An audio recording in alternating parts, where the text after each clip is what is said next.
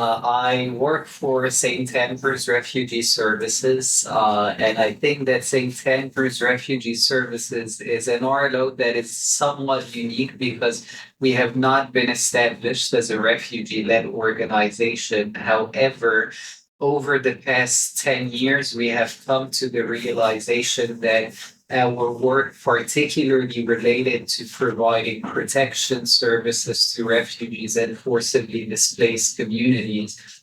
cannot be made effective without coming to the recognition that refugees, that forcibly displaced people, are the best suited to lead, design, and implement their own services and solutions. And with this shift, St. Andrews Refugee Services grew from working with approximately 2,000 refugees and forcibly displaced people a year to now over 60,000 people a year on average, with an expansion of also the type of services that we work with and in becoming more rooted within the communities that we try to support and provide services to. And very importantly to start as an RLO is that we also have saw the opportunity for us to work with other refugee-led organizations that need support and need to be given the resources that they are denied, despite being the best placed first responders to the needs of their community. So we have been working with over 30 refugee-led community-based organizations on developing their own services that now provide services to over 20,000 people independently from St. Andrews Refugee Services as well.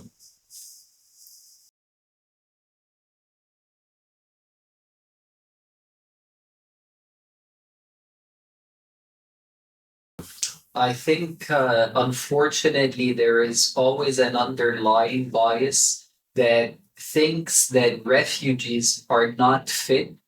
to handle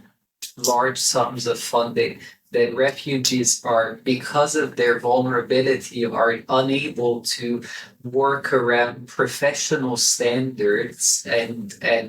the standards that are applicable to INGOs. And I think that this is a bias that is particularly created on misconception of what the agency of refugees is, what their knowledge is, and what their power is. And I think that,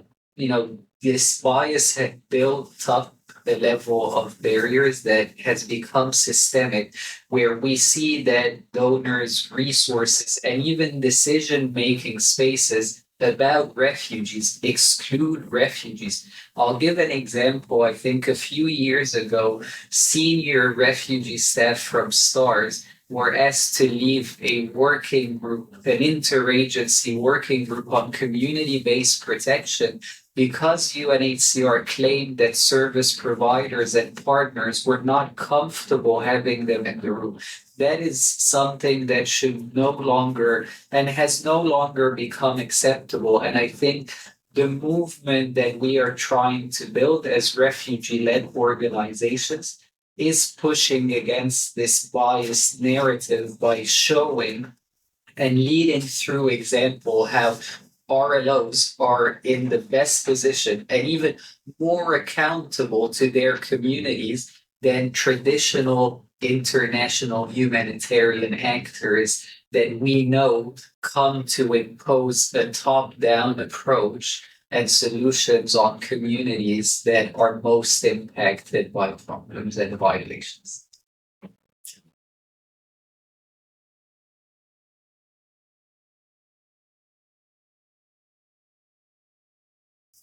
The impact of the funding is that it is core funding that gives flexibility, which is what refugee led organizations need to be able to build movements, not just to focus on meeting donor requirements, but on identifying their own priorities through meaningful and community centered engagement with refugee communities and developing really what are the priorities that we need to work on, not just in our local context, but also the opportunity that comes with RRLI is the fact that it allows us as local refugee-led organizations to bring our work to a global setting where we can impact change at a systemic level and not just in the immediate services, but in changing the dynamics that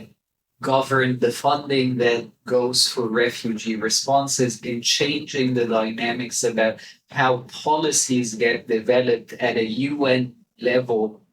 with related to refugees, but as well by ensuring that we're not just isolated as one refugee-led organizations, that we build solidarity between refugee-led organizations on a global level, because this solidarity and community building is a crucial building block in reaching the systemic transformation we want to see in the humanitarian field, where we move from a top-bottom approach to assistance to developing a grassroots movement that effects change from the bottom up with the purpose of providing solutions that are meaningful and sustainable.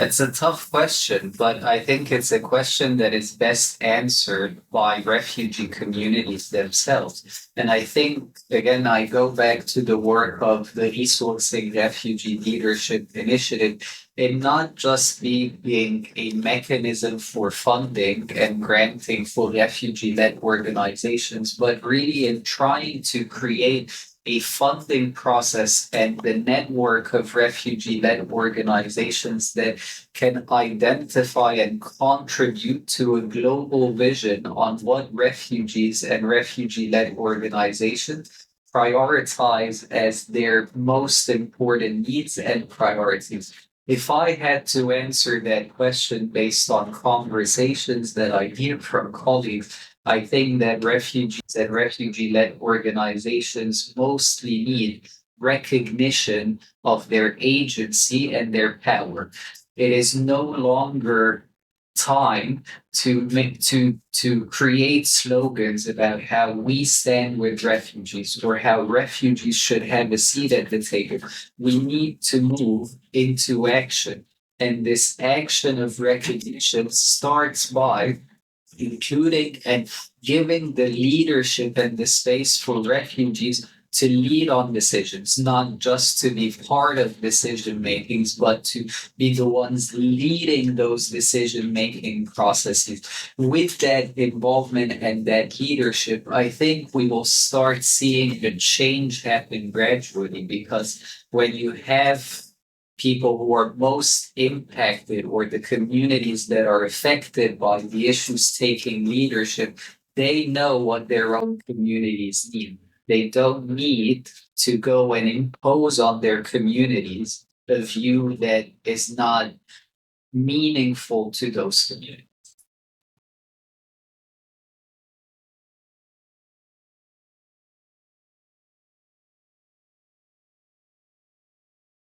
The advice that I give them is, and I don't want to call it advice. I think maybe sharing from what I've learned, because I think I'm not in a position to give advice. I'm in a position to work with and to show solidarity. But what I would hope that refugee led leaders that are building their organizations realize is that they should not be limited by the traditional structures that are imposed on them, that tell them that they only have the role of playing the first responder, of being a small organization that just follows what UNHCR or what a government or what a donor wants them to do. I would encourage refugee-led organizations to root themselves within their community by creating horizontal community-centered structures, because this is where they can derive their power and build a strong basis of a community-centered approach that will allow them to effect change and to reach levels of success that those other traditional humanitarian structures would never allow them to get to. So I think knowing our potential as refugee-led organization and recognizing the knowledge and the skills that exist within refugee communities, as well as the agency of refugees and displaced communities in leading their own responses and solutions, is a crucial thing, I would suggest, for the success and the development of strong refugee-led organizations.